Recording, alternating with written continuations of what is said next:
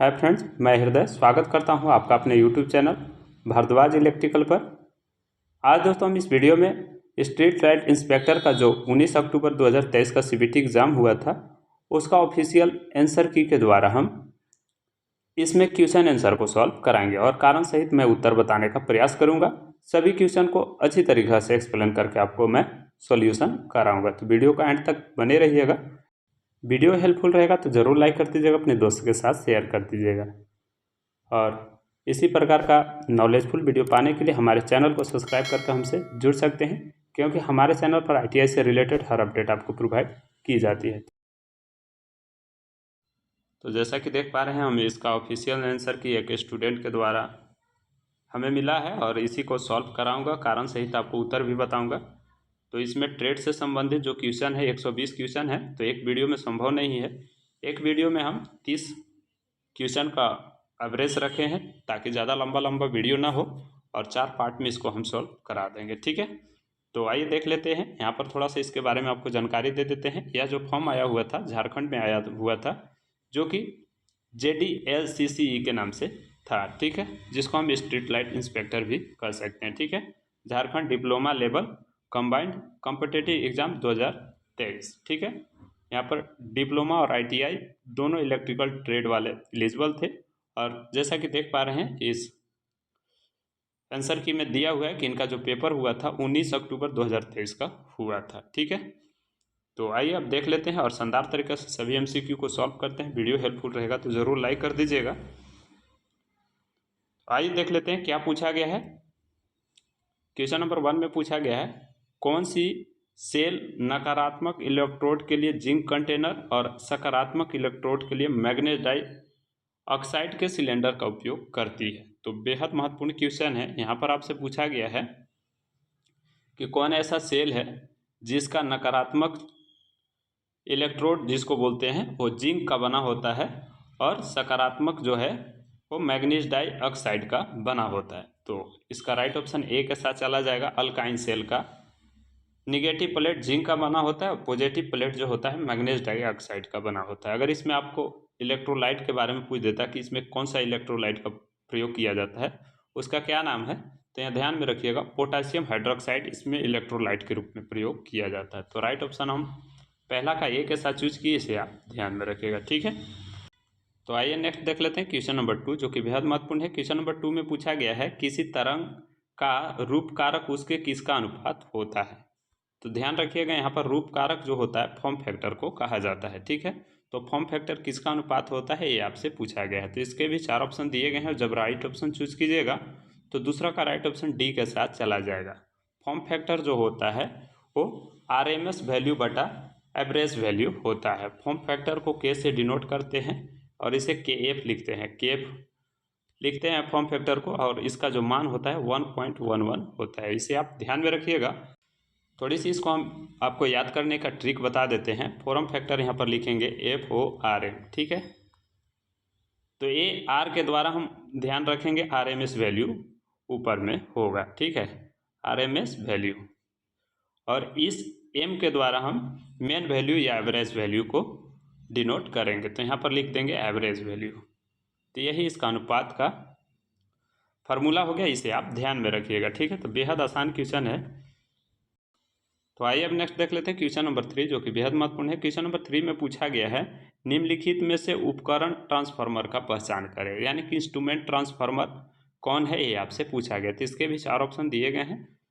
4 option में से जब राइट ऑप्शन चूज कीजिएगा तो यहाँ पर राइट ऑप्शन ए के साथ चला जाएगा, ठीक है।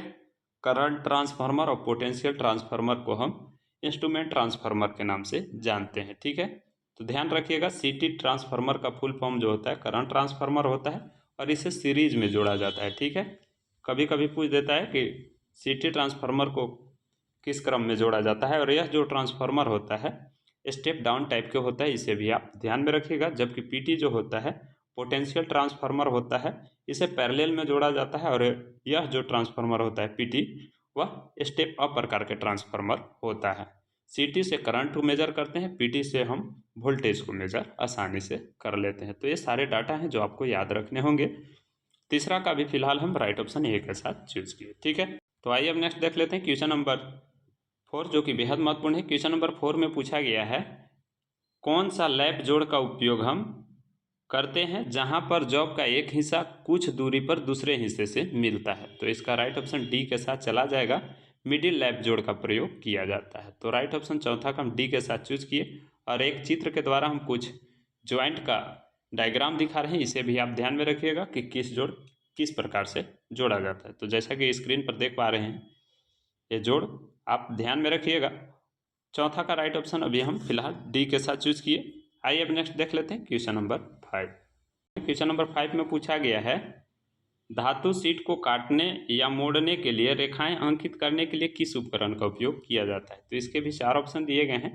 जब राइट ऑप्शन चूज कीजिएगा तो पांचवा का राइट ऑप्शन जो है यहाँ पर डी के साथ चला जाएगा। स्क्राइबर का प्रयोग किया जाता है जब हम किसी धातु शीट को काटने या मोड़ने के दौरान उस पर रेखाएं अंकित करना होता है, तो हम जिस उपकरण का उपयोग करते हैं उसे स्क्राइबर के नाम से जानते हैं। तो ध्यान रखिएगा इसे। पांचवा का राइट ऑप्शन डी के साथ चला गया। तो आइए नेक्स्ट देख लेते हैं क्वेश्चन नंबर 7 जो कि बेहद महत्वपूर्ण है। क्वेश्चन नंबर 7 में पूछा गया है ELCB का उपयोग किससे बचाव के लिए किया जाता है, यानी कि ELCB का उपयोग हम किससे प्रोटेक्शन के लिए इसका उपयोग करते हैं। तो इसके भी 4 ऑप्शन दिए गए हैं। जब राइट ऑप्शन चूज कीजिएगा तो ELCB जो है हमें प्रोटेक्ट करती है, अर्थ लीकेज धारा से प्रोटेक्ट करती है। ELCB का ही एक मॉडिफाई आजकल रूप आया है जिसको हम RCCB के नाम से जानते हैं। RCCB का जो फुल फॉर्म होता है रेजिड्यूल केस सर्किट ब्रेकर होता है। यह जो है ELCB का ही मॉडिफाई रूप है। ठीक है, तो 7वां का राइट ऑप्शन अभी हम डी के साथ चूज किए। तो आइए नेक्स्ट देख लेते हैं क्वेश्चन नंबर 8 जो कि बेहद महत्वपूर्ण है। क्वेश्चन नंबर 8 में पूछा गया है किसी नए विद्युत प्रतिष्ठान को ऊर्जावान बनाने से पहले सुरक्षा सुनिश्चित करने के लिए प्राथमिक परीक्षण किया जाता है, उस परीक्षण को किस नाम से जानते हैं। तो इसके भी 4 ऑप्शन दिए गए हैं। जब राइट ऑप्शन चूज कीजिएगा तो 8वां का राइट ऑप्शन डी के साथ चला जाएगा। इसको हम जो नाम देते हैं वो इंसुलेशन रेजिस्टेंस टेस्ट के नाम से जानते हैं।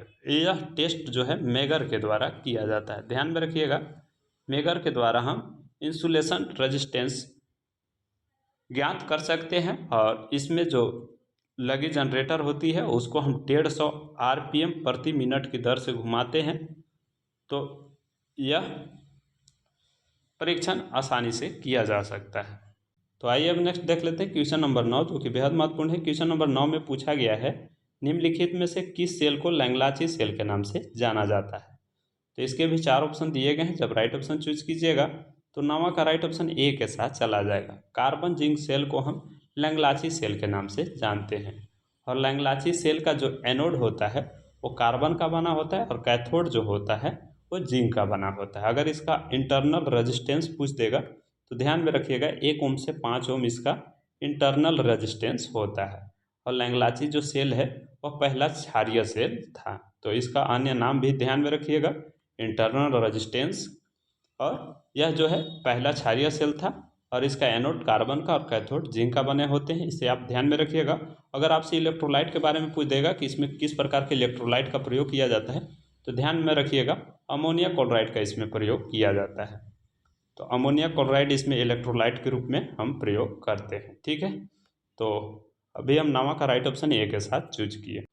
तो आइए अब नेक्स्ट देख लेते हैं क्वेश्चन नंबर 10 जो कि बेहद महत्वपूर्ण है। क्वेश्चन नंबर 10 में पूछा गया है कैलिपर के पैरों को खोलने और बंद करने के लिए निम्न में से किस में स्क्रू और नट दिया जाता है। तो इसके भी 4 ऑप्शन दिए गए हैं। जब राइट ऑप्शन चूज कीजिएगा तो 10 का राइट ऑप्शन जो है बी के साथ चला जाएगा। स्प्रिंग ज्वाइंट कैलिपर में एक स्क्रू और नट दिया जाता है। ध्यान में रखिएगा कैलिपर जो होता है अप्रत्यक्ष मापी मेजरिंग टूल होता है। ठीक है, और यह जो होता है हाई कार्बन स्टील या माइल्ड स्टील का बना होता है। ज्वाइंट के अनुसार अगर इसका प्रकार पूछेगा तो फर्म टाइप और स्प्रिंग ज्वाइंट कैलिपर होता है। तो फर्म और ए ज्वाइंट के आधार पर हो गए, जबकि टांग के आधार पर इसका जो होता है इनसाइड कैलिपर और आउटसाइड कैलिपर होता है। बाकी ये भी थ्रेड कैलिपर और हाइड्रोलिक कैलिपर ये कैलिपर का ही टाइप्स हैं, तो अलग अलग कई तरह से कैलिपर होते हैं। तो ध्यान में रखिएगा जिसमें स्क्रू और एक नट दिया जाता है वह स्प्रिंग ज्वाइंट कैलिपर होगा। राइट ऑप्शन हम 10वां का बी के साथ चूज किए। ठीक है, तो आइए नेक्स्ट देख लेते हैं क्वेश्चन नंबर 11, जो कि बेहद महत्वपूर्ण है और बेहद ये भी क्वेश्चन आसान है। यहाँ पर आपसे पूछा गया है 11 में, सर्किट में विद्युत धारा को मापने के लिए मुख्य रूप से किस उपकरण का उपयोग किया जाता है। तो इसके भी 4 ऑप्शन दिए गए हैं। जब राइट ऑप्शन चूज कीजिएगा तो 11 का राइट ऑप्शन डी के साथ चला जाएगा। धारा को मापने के लिए हम अमीटर का प्रयोग करते हैं। बाकी ये भी ऑप्शन ध्यान में रखिएगा। ओमीटर का प्रयोग हम रेजिस्टेंस ज्ञात करने के लिए, वोल्ट मीटर का प्रयोग हम पोटेंशियल यानी कि विभव या वोल्ट मापने के लिए, और वाट मीटर का उपयोग हम शक्ति मापने के लिए करते हैं। तो 11 का राइट ऑप्शन हम भी फिलहाल डी के साथ चूज किए। बाकी ये भी ऑप्शन को ध्यान में रखिएगा, किस उपकरण को किससे हम क्या मेजर करते हैं। ठीक है, तो आइए नेक्स्ट देख लेते हैं क्वेश्चन नंबर 12, जो कि बेहद महत्वपूर्ण है। क्वेश्चन नंबर 12 में पूछा गया है, एक समानांतर सर्किट की 2 शाखाएं हैं, जिसकी पहली शाखा में 8 ओम का रेजिस्टेंस है और दूसरी शाखा में 12 ओम का रेजिस्टेंस है। तो कुल समानांतर परिपथ में टोटल रेजिस्टेंस क्या होगा, ये आपसे पूछा गया है। तो इसके लिए हम एक फार्मूला इसका पैरेलल वाला लगा देंगे, आसानी से इसे ज्ञात कर लेंगे। तो यहाँ पर 1/RT बराबर जो हो जाएगा 1/R1। R1 का वैल्यू 8 है और R2 का वैल्यू यहाँ पर 12 है, लिख देंगे। और इसका LCM ले लेंगे तो यहाँ पर 24 आ जाएगा। तो 8 3 का 24, तो यहाँ पर 3 लिख देंगे, और 12 दूना का 24, तो यहाँ पर 2 लिख दें। 3 और 2 5, 5/24 हो जाएगा। और जब इसे RT बराबर लिखेंगे तो इसको उल्टा कर देते हैं। तो RT बराबर जो हो जाएगा 24 ऊपर चल जाएगा और 5 नीचे आ जाएगा। ठीक है, इसको भाग दीजिएगा तो 5 चौके 20, 4 उतरा, पॉइंट दिए, यहाँ पर 8 हो गया, 8 × 40 कट गया, राइट ऑप्शन ए के साथ चला गया। तो बेहद आसान क्वेश्चन है, आप लोग इसे आसानी से सॉल्व कर लीजिएगा। ठीक है, तो आइए नेक्स्ट क्वेश्चन देख लेते हैं 13, जो कि बेहद महत्वपूर्ण है। क्वेश्चन नंबर 13 में पूछा गया है, यदि स्टार कनेक्शन सिस्टम में फेज वोल्टेज 230 वोल्ट है तो लाइन वोल्टेज क्या होगा। तो बेहद महत्वपूर्ण क्वेश्चन है।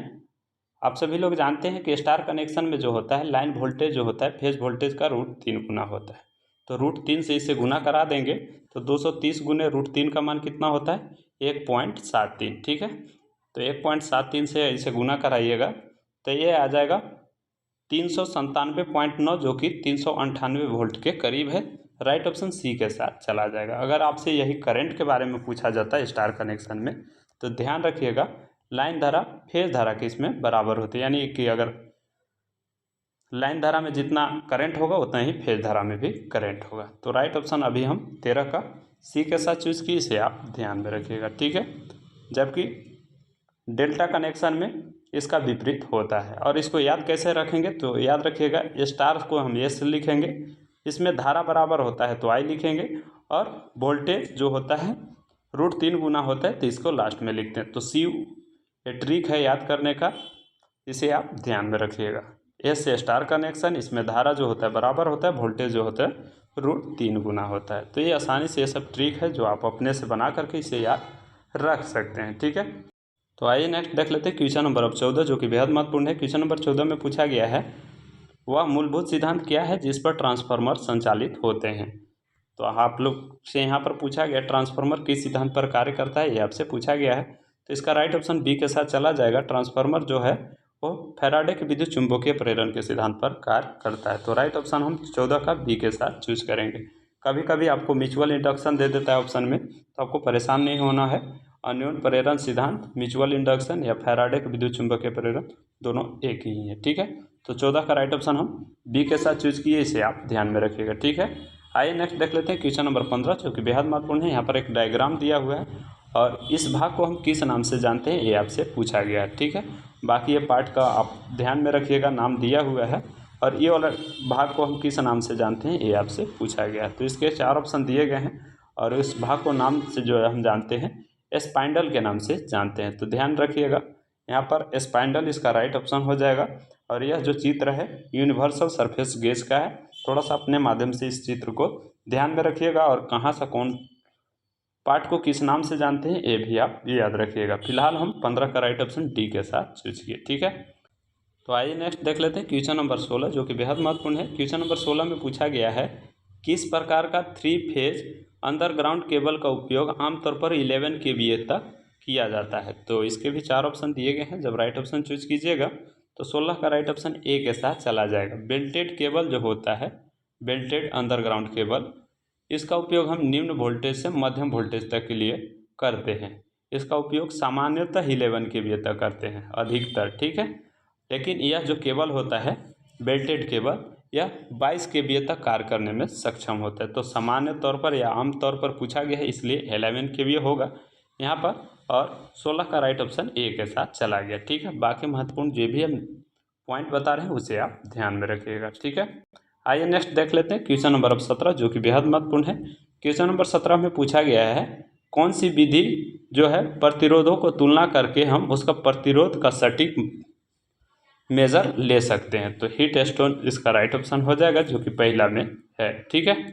हीट स्टोन ब्रिज विधि के द्वारा हम प्रतिरोध का सटीक माप ले सकते हैं, मान ज्ञात कर सकते हैं। तो 17 का राइट ऑप्शन ए के साथ चला गया, ठीक है। आइए नेक्स्ट देख लेते हैं क्वेश्चन नंबर 18, जो कि बेहद महत्वपूर्ण है। क्वेश्चन नंबर 18 में पूछा गया है, एक चित्र दिया गया है और आपसे पूछा गया है which type of ascriber is show in the above figure, यानी कि जो इस फिगर में दिखाया गया है अस्क्राइबर, यह कौन सा अस्क्राइबर है, इस अस्क्राइबर को किस नाम से जानते हैं। तो यहाँ पर राइट ऑप्शन जब देखिएगा तो 18 का राइट ऑप्शन सी के साथ चला जाएगा। इसे डबल एंड का अस्क्राइबर कहते हैं, और यह जो होता है इसका उपयोग हम धातु पर लाइन खींचने के लिए प्रयोग करते हैं। और यह अस्क्राइबर जो होता है हाई कार्बन स्टील या टूल स्टील का बना होता है। इसका पॉइंट जो है, ये दोनों पॉइंट को ग्राइंड किया जाता है और 12 डिग्री से 15 डिग्री तक इसको रखा जाता है। तो ध्यान रखिएगा, ये भी महत्वपूर्ण डाटा। 18 का राइट ऑप्शन हम सी के साथ चूज किए, ठीक है। आइए नेक्स्ट देख लेते हैं क्वेश्चन नंबर 19, जो कि बेहद महत्वपूर्ण है और बेहद आसान क्वेश्चन है। यहाँ पर आपसे पूछा गया है 19 में कि एमसीबी का फुल फॉर्म क्या होता है, ठीक है। तो आप सभी लोग जानते हैं एमसीबी का जो फुल फॉर्म होता है मिनिएचर सर्किट ब्रेकर होता है। इसी प्रकार का एक और उपकरण होता है, उसको हम एमसीसी भी कहते हैं, ठीक है, मॉडलेट केस सर्किट ब्रेकर। तो ध्यान रखिएगा, दोनों का बस करंट रेटिंग का अंतर है, एमसीबी का ही यह मॉडिफाई रूप है, ठीक है। तो 19 का राइट ऑप्शन सी के साथ चूज किए। तो आइए नेक्स्ट देख लेते हैं क्वेश्चन नंबर 20, जो कि बेहद महत्वपूर्ण है। क्वेश्चन नंबर 20 में पूछा गया है फैराडे के इलेक्ट्रोलिसिस के पहले नियम के अनुसार इलेक्ट्रोलिसिस के दौरान इलेक्ट्रोड पर जमा हुए पदार्थ की मात्रा किसका सीधा अनुपातिक होता है। तो फैराडे के दो नियम हैं विद्युत अपघट्य का। उसमें पहला नियम जो कहता है किसी विद्युत अपघट्य पदार्थ में द्रव्यमान में होने वाले परिवर्तन विद्युत धारा के समानुपाती होता है, अर्थात M बराबर ZIT। तो किसके समानुपाती हुआ, धारा का समानुपाती। तो यही राइट ऑप्शन जो है 20वां का डी के साथ चूज कर दिए। ध्यान में रखिएगा, बेहद आसान क्वेश्चन है, ठीक है। आइए नेक्स्ट अब देख लेते हैं क्वेश्चन नंबर 21। क्वेश्चन नंबर 21 में पूछा गया है धातु आवरण के ऊपर किसकी परत लगाई जाती है जिसमें जूट या हेसियन टेप जैसा रेशेदार पदार्थ होता है। तो इसके भी 4 ऑप्शन दिए गए हैं, जब राइट ऑप्शन चूज कीजिएगा तो 21 का राइट ऑप्शन बी के साथ चला जाएगा। उसे जो हम बोलते हैं बेडिंग बोलते हैं, और बेडिंग का क्या काम होता है, यह मेटालिक शीथ के यांत्रिक चोट और दबाव से बचाता है, ठीक है। आर्मरिंग जो होता है यह यांत्रिक चोट और दबाव से बचाता है केबल को, और यह जो होता है जीआई से बना होता है, गैल्वेनाइज स्टील से, ठीक है। इसे भी आप ध्यान में रखिएगा। और सर्वरिंग जो होती है सबसे ऊपर की परत होती है जो कि आर्मरिंग को सुरक्षा प्रदान करती है, ठीक है। तो आइए थोड़ी सी हम इसकी अंडरग्राउंड केबल की संरचना के बारे में बता देते हैं। इसे आप ध्यान में रखिएगा, और याद करने का एक आसान तरीका है सीमबास, ठीक है। इसे आप हो सके तो अपने नोट्स में लिख लीजिएगा सीमबास। सी से जो होता है कंडक्टर होता है, आई से इंसुलेटिंग कवर होता है, एम से मेटालिक शीथ होता है, बी से बेडिंग होता है, ए से आर्मरिंग होता है, और सबसे ऊपर जो होता है केबल का वो सर्वरिंग होता है। तो इसे सीमबास से भी याद रख सकते हैं। फिलहाल हम 21 का राइट ऑप्शन बी के साथ चूज किए, ठीक है। तो आइए नेक्स्ट देख लेते हैं क्वेश्चन नंबर 22, जो कि बेहद महत्वपूर्ण है। क्वेश्चन नंबर 22 में पूछा गया है भारतीय विद्युत नियम के अंतर्गत कौन सा नियम निर्दिष्ट करता है कि किसी भी उच्च वोल्टेज संस्थापन को ऊर्जाकृत करने से पहले उसका निरीक्षण कर लेना जरूरी होता है। यह जो नियम है वो 63 में बताया गया है, तो ठीक है, इसे आप ध्यान में रखिएगा। क्वेश्चन नंबर 22 का राइट ऑप्शन सी के साथ चला जाएगा, ठीक है। तो आइए नेक्स्ट देख लेते हैं क्वेश्चन नंबर 23, जो कि बेहद महत्वपूर्ण है। क्वेश्चन नंबर 23 में पूछा गया है किसी सतह पर रोशनी ई निम्नलिखित में से किसके व्युत्क्रमानुपाती होता है। ध्यान में रखिएगा, यहाँ पर राइट ऑप्शन जो है 23 का डी के साथ चला जाएगा, प्रकाश स्रोत के दूरी के वर्ग के व्युत्क्रमानुपाती होता है। ध्यान में रखिएगा, ई बराबर जो फार्मूला होता है 1/d² इंटू cos 5 होता है, ठीक है। और यह जो नियम है यह लेबर्ट का कोजिया के नियम से भी इसको हम जानते हैं। इस नियम के अनुसार जो है किसी सतह पर पड़ने वाली प्रकाश जो प्रदीप्ति है E बराबर 1/d² cos फाई के बराबर होता है। तो राइट ऑप्शन डी के साथ चला गया, इसे आप ध्यान में रखिएगा। ठीक है, तो आइए नेक्स्ट देख लेते हैं क्वेश्चन नंबर अब 24, जो कि बेहद महत्वपूर्ण है। क्वेश्चन नंबर 24 में पूछा गया है एसी सर्किट में प्रतिबाधा निम्न में से क्या है। तो प्रतिबाधा जो होता है प्रतिरोध और प्रतिक्रिया का संयोजन होता है। प्रतिबाधा को हम जेड से निरूपित करते हैं, इसे आप ध्यान में रखिएगा, और इसका मात्रक जो होता है ओम होता है। तो ये भी महत्वपूर्ण डाटा है, इसे आप ध्यान में रखिएगा। 24 का राइट ऑप्शन सी के साथ चूज किए। तो आइए नेक्स्ट देख लेते हैं क्वेश्चन नंबर 25, जो कि बेहद महत्वपूर्ण है। क्वेश्चन नंबर 25 में पूछा गया है निम्नलिखित में से किस मीटर का उपयोग 3 फेज सर्किट में ऊर्जा मापने के लिए उपयोग करते हैं। तो आप सभी लोग जानते हैं इसका राइट ऑप्शन डी के साथ चला जाएगा। 3 फेज ऊर्जा मीटर का उपयोग हम करते हैं। ठीक है, 3 फेज के सर्किट को मापने के लिए 3 फेज ऊर्जा मीटर का उपयोग किया जाता है। 25 का राइट ऑप्शन डी के साथ चला जाएगा। ठीक है, तो आइए नेक्स्ट देख लेते हैं क्वेश्चन नंबर 26, जो कि बेहद महत्वपूर्ण है। क्वेश्चन नंबर 26 में पूछा गया है ओम का नियम किससे संबंधित होता है। तो हम सभी लोग जानते हैं कि ओम का नियम जो होता है वोल्टेज, करंट और प्रतिरोध से संबंधित होता है। इसको एक ट्रायंगल के माध्यम से भी याद रख सकते हैं। ठीक है, यहाँ पर V, यहाँ पर I और यहाँ पर R। V से वोल्टेज, I से करंट और R से रेजिस्टेंस। तो राइट ऑप्शन यहाँ पर अभी हम 26 का डी के साथ चूज किए, इसे आप ध्यान में रखिएगा। ठीक है, तो आइए नेक्स्ट देख लेते हैं क्वेश्चन नंबर 27, जो कि बेहद महत्वपूर्ण है। क्वेश्चन नंबर 27 में पूछा गया है निम्नलिखित में से कौन सा सेकेंडरी सेल का चार्ज करने का विधि नहीं है। तो इसके भी 4 ऑप्शन दिए गए हैं। जब राइट ऑप्शन चूज कीजिएगा तो 27 का राइट ऑप्शन सी के साथ चला जाएगा, जो कि विभाग द्वारा माना गया है। बाकी एक तो 2 विधि मुख्यतः प्रयोग में लिया जाता है, निरंतर पोटेंशियल विधि यानी कि कांस्टेंट वोल्टेज चार्जिंग मेथड और कांस्टेंट करंट मेथड का सामान्यतः यही 2 उपयोग किया जाता है। ट्रिकल चार्जिंग का वहाँ पर उपयोग करते हैं जब बैटरी में सल्फेशन दोष उत्पन्न हो जाता है, और इस विधि में जो है बैटरी को लंबे समय तक चार्ज किया जाता है और निम्न दर पर चार्ज किया जाता है, इसलिए इसको चार्जिंग मेथड के अंतर्गत नहीं माना गया है। बाकी रेक्टिफायर मेथड जो है एसी करंट के द्वारा बैटरी को चार्ज किया जाता है। तो ध्यान में रखिएगा, ये चारों बेहद महत्वपूर्ण है चार्जिंग विधि, विभाग के द्वारा राइट ऑप्शन सी माना गया है, इसे आप ध्यान में रखिएगा। ठीक है, तो आइए नेक्स्ट देख लेते हैं क्वेश्चन नंबर 28, जो कि बेहद महत्वपूर्ण है। क्वेश्चन नंबर 28 में पूछा गया है निम्न में से कौन सा ट्रांसफार्मर का ठंडा करने का विधि नहीं है।